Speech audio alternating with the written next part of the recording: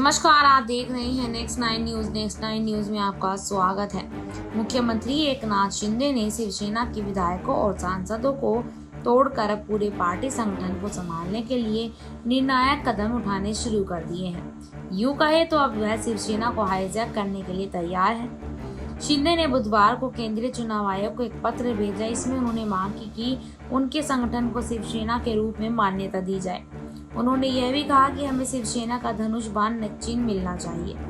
शिवसेना के विधायक, सांसद और पार्षद काफी कह सकते हैं कि काफी हद तक बढ़ चुके हैं, लेकिन शिवसेना संगठन पर नियंत्रण करना एकनाथ शिंदे के लिए उतना आसान नहीं है।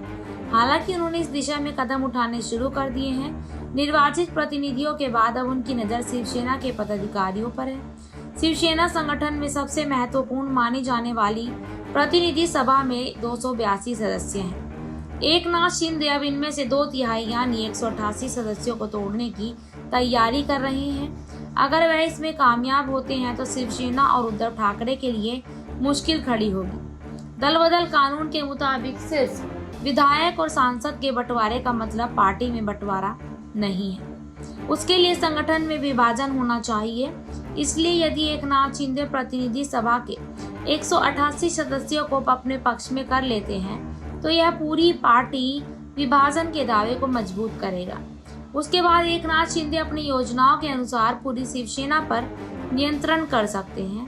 हालांकि शिवसेना इस खतरे को समझ चुकी है, इसलिए उद्धव ठाकरे और आदित्य ठाकरे इस समय संगठन को मजबूत करने पर जोर दे रहे हैं। पार्टी संविधान में शिवसेना प्रमुख से शाखा प्रमुख तक कुल 13 पद हैं। मुंबई में विधायकों, सांसदों, जिला प्रमुखों, जिला संपर्क प्रमुख और विभागाध्यक्षों की प्रतिनिधि सभा होती है।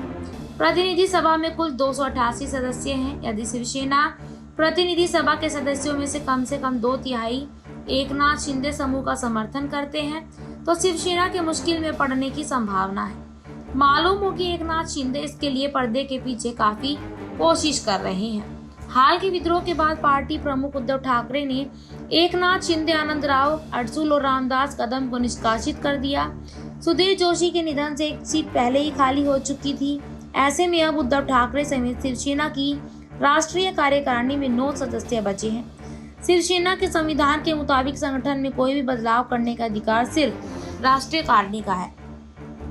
ऐसी तमाम खबरों के लिए देखते रहिएगा नेक्स्ट नाइन न्यूज। धन्यवाद।